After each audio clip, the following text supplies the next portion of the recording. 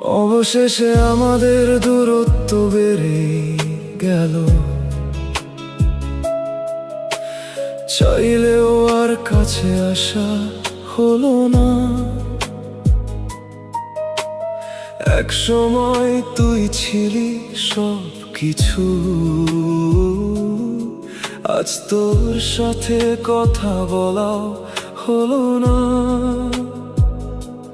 থেমে গেল ভালোবাসা নামের সেই পথ, যেখানে স্বপ্ন ছিল দুজনার।